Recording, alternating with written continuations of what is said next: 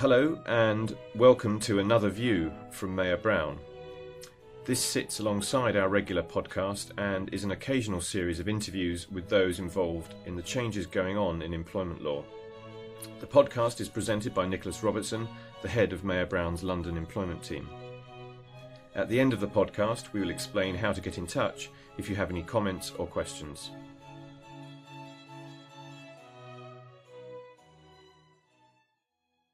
Hello and welcome to the guest series for the Mayor Brown podcast on employment matters. I'm delighted to be joined today by Elizabeth Stern, who's head of global mobility at Mayor Brown. And Liz, delighted to have you on board. Well, I'm so pleased to be here, Nick. Let's start at the beginning. Let's start with a nice easy one. Perhaps you could just tell us a bit about yourself and how you come to be head of global mobility with us. Yes, well, I joined Mayor Brown in early 2014, so I'm past my 2-year anniversary. You get unfair dismissal rights in the UK, you know. Yes, exactly right. And I've been working in the global mobility area for close to 30 years now because my background is international. My father and mother are from Ecuador. My father's a retired diplomat. And when I started practicing law, I wanted to use my languages, and international movement of people from around the world to bring the best and brightest talent into the States was quite popular at the time. So I kind of tripped into it and realized that it's very global and very mobile, and therefore I now head the global mobility practice, and I love it. I very much enjoy it. Excellent. I'm glad to hear it. So if you could summarise, I mean, it's the classic elevator pitch question, really. Summarise the type of work that you and your team based in Washington do for global clients. Sure. Well, companies, of course, have been moving people around the globe and hiring international talent for a very long time now. It's not something that's unusual or limited to one country. And as our practice has matured and our team has matured, we recognized that there was a real need for the general counsel and leaders within HR at companies to have a program for how they know who's moving where, how they manage it with some simplification so it isn't overly burdensome, and how they avoid risk as people move across borders. And so what we do is we create a managed care program, if you will, for the management of global mobility that both protects the company from risk, but also makes the service experience positive and fluid for the employees that are going to so many countries at so many different paces, if you will. So from what I've seen of the work, it's often about striking the balance between it's a managed solution, it's an understandable solution, but it's mindful of the quite significant risk that can sometimes go with global mobility operations. Exactly. And I think in our area, the movement of people, unlike the movement of capital or technology or goods, just didn't evolve originally within the organization as an area that really was risk focused. It was more, it grew up alongside the more administrative process of relocation. And today, when it's become so much more complex, regulation enforcement is at a peak. Immigration is quite controversial, even though it doesn't really refer to international professional movement, but the regulation affects it the same. It needs a different touch, and that's what we're providing. That's what we're bringing to it. Well, certainly it really resonates with me that we see lots of providers, even I see lots of providers in this market, where it's just a process. It's an administrative task. We tick boxes, we do the following 10 things in the following order, and that's what we always do. But what we're offering is something more than that. What your team is offering is something above that, so that it's actually managed and a managed and fluid service, but mindful of risk that goes with it. Exactly. And what we found is that when we first start working with companies, even those with a fairly mature program, maybe dedicated staff for it, they've really struggled with that tension that you mentioned. And they're craving something that gets ahead of the risk so that they're not what we used to refer to as the cleanup crew for every crisis, but rather actually being able to feel like they've got some confidence in what's happening, Their people are being taken care of in advance. Trends around the globe as they change, different laws, different protectionist provisions, different wage provisions are being monitored and applied. And therefore, the crisis becomes an aberrational thing instead of everyday. So our slogan from now on is going to be prevention is better than a cure. Yes? Well, I don't know about that. We can go with that. I'll claim the credit for that one. You can use that. So we've talked a little bit about the risks for employers associated with global mobility, and I'm going to follow up on that in a second. But perhaps before we do that, we've talked about changes in the global mobility market over let's pick a period, 5-10 years. What changes, what trends have you seen? What changes have you seen in the mobility market in that period? And then I'll go on to ask about, well, given where we are now, what are the risks employers need to be mindful of? Sure. It actually, that's exactly the right period. It really is over the past 5 to 10 years, and really the past 5 years that you see it most vividly. The pace and complexity of movement has changed because employers are simply more global, and organizations are moving into a broader spectrum of markets with different levels of maturity. And so what happens is that as they continue to grow their footprint, whether it's corporate offices or customer service operations that don't involve an actual office, short-term assignments, business visits, a fixed term sort of contract to country, it might even be multiple countries across regional assignment, are becoming increasingly common. As opposed to, if you look back before 10 years ago, where the movement of people was much more about either a secondment, an expatriate assignment from country A to country B, or a very short business visit. And those were the two varietals. Now there's a whole bunch of varietals with a lot of movement around. It's very dynamic, and individuals are accustomed to that, need to get there with agility. But you can imagine all of the complex issues as they're crossing multiple borders across multiple regions. And am I right in then thinking that feeds into what you're talking about the risks? Because if originally mobility was, I send Nicholas Robertson to Saudi Arabia for 5 years and this is how we do it. There's a process, there's a procedure, and if you've done it for lots of people and lots of times, it's pretty straightforward. But if Nicholas Robertson might be going for 2 weeks on a business visit or a month seconded to a joint venture company or whatever, you put an infinite number of varietals that need to be accommodated with whatever the process you adopt. Exactly. That's exactly it. Okay. You're spot on. I'm listening. So the risks then. Let's talk a little bit about the risks that employers face. Sure. So what are the sort of risks that employers should be most mindful of if you are an international employer, by which I mean your employer based in the United States, you're based in the UK, whatever it is, and you're sending people overseas. What sort of things do you need to be mindful of in particular? Yes. Well, the first thing that you really need to be mindful of is that it's important that different stakeholders within your own corporate organization need to know what you're doing, who you're sending where, and for what reason. We heard from an employer just today, a very large employer, actually based out of Australia, who said that often the plan is created by the sending office somewhere, but it impacts multiple regions and multiple layers of the organization.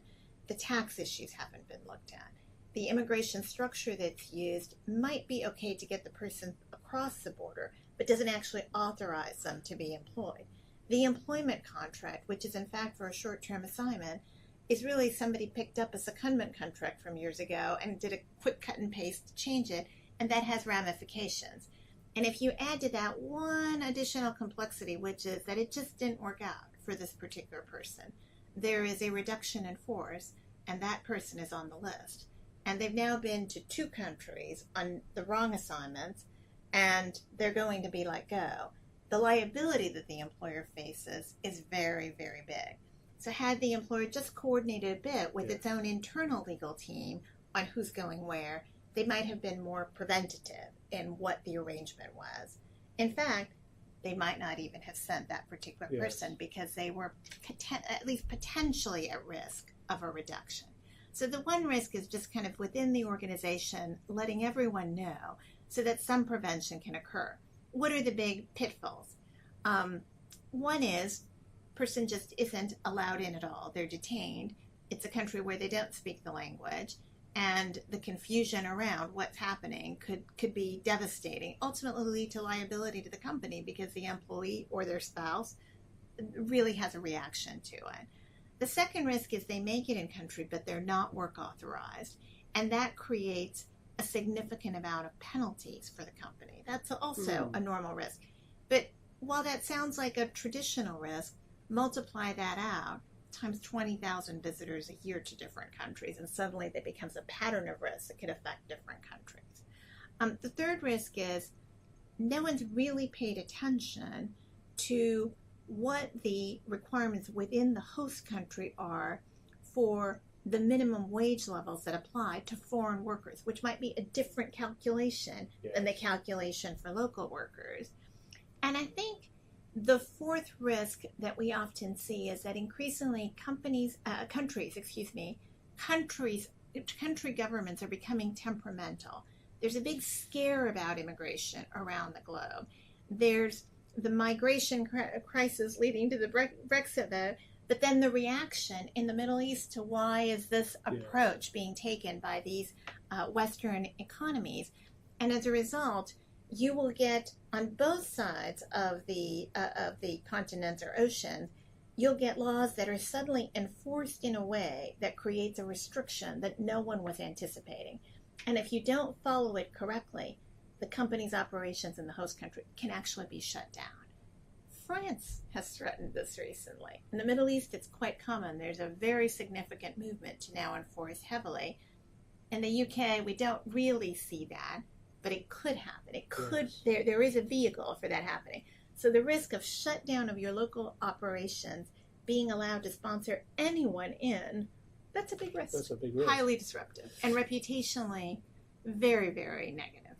I wondered whether one of the other risks, and it's sort of looking at things from the other perspective, is that if you're seconding people around the world because you want them to be trained up as sort of international elite and leaders of the future, if people don't feel adequately looked after, it doesn't matter whether they're right or wrong, then they go.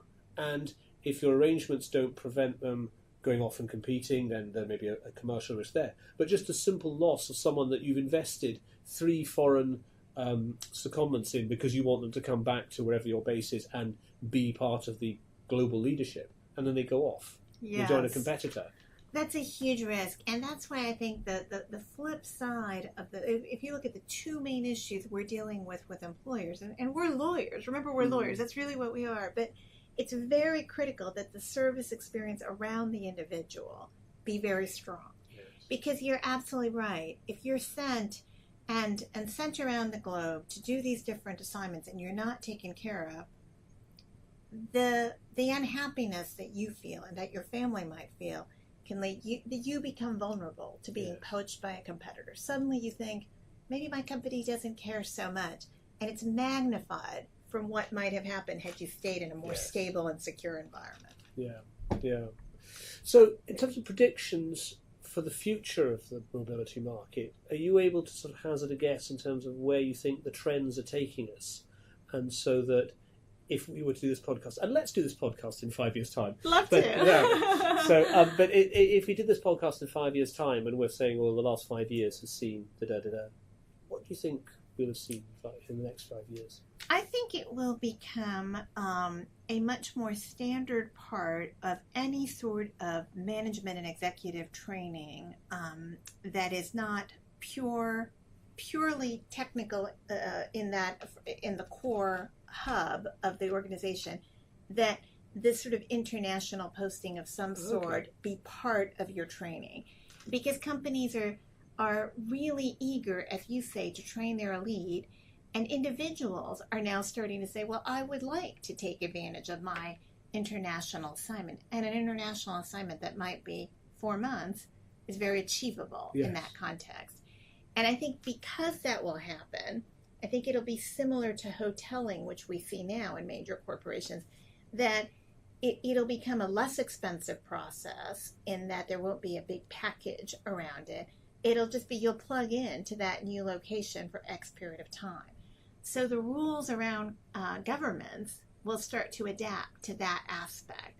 And there'll be more policy making and practice around it that if you do it right, no problem.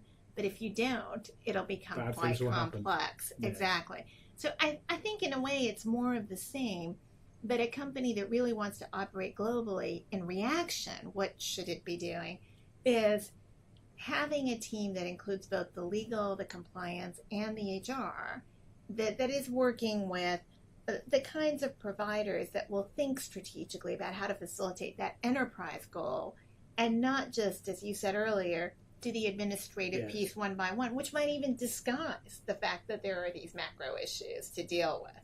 It isn't execution anymore. It's about planning. And I suppose that goes with something that I've observed, anecdotally, which is there seems to be less of the 5-year fixed periods to comment arrangements, because they're quite expensive to send someone from, say, the US to wherever for 5 years, and they've got the family, and you've got education, and you've got reload costs, and so on. And so I've noticed that stepping down, but I suspect it'll be replaced by shorter and more varied arrangements, and how the regulation then adapts to deal with those, and what countries feel, what level of visitation countries feel comfortable accepting on the nod, and what level they go, no, that's too much, and therefore there's some sort of regulation to be attached to it. That's right. That's exactly right. Okay. And you'll see some countries that really will put teeth behind, I want to look at how you are populating your local workforce in order for me to allow these folks who are rotating through, because they're taking jobs away from us. Outsourcing was a big focus in the past 10 years. Really the past, I would say 15 years, but really the past 10 years, this will be the focus for governments now. Fascinating. Okay. Now, so that's just my prediction. No, that's fine. Well, hey, I'm not going to disagree with you. So, international employers now, knowing what we know now about the current state of the mobility market in the world, what do you think, let's say 3 points. What 3 points would you say to them and say, okay, to make your mobility program fit for purpose, what are the things that they really should be doing? And I'm going to say 3, but if there's 4 or 5, I'll allow you 4 or 5. I think they need a great leadership that actually recognizes that it isn't just the process, as we said, but there really needs to be an overall mindset and monitoring of the function overall. And I think that should influence that leadership to then be selective about who they work with and how they work in order to manage the program effectively. I think second, companies have to have technology tools that help monitor this. There's just no way to handle a global program like this and hope that you remember or create a report in Excel that isn't automated and easily accessible. And I think third, it's about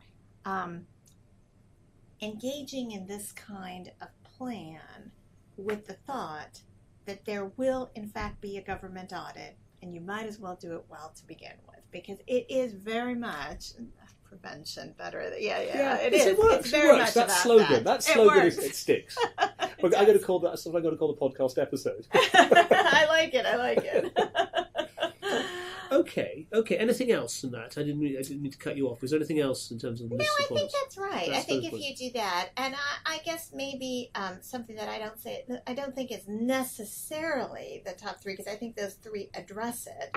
But I think a little bit more feedback, a little bit more communication, a little bit more interaction, not a cold survey, not a survey monkey, but actual dialogue with the folks who are traveling to hear about their experiences and help build that into how the program is enriched is another good tip. It's not necessarily the top 3, but it is a good tip. And that would go back to the point about not wanting to lose key staff who you've invested in and sent around the world, and then all of a sudden they're unhappy. Or because if they are unhappy but someone listens to them and gets to it early enough, you might be able to address it and sort it out. They'd be part of the solution. Mm-hmm. Fantastic. Okay.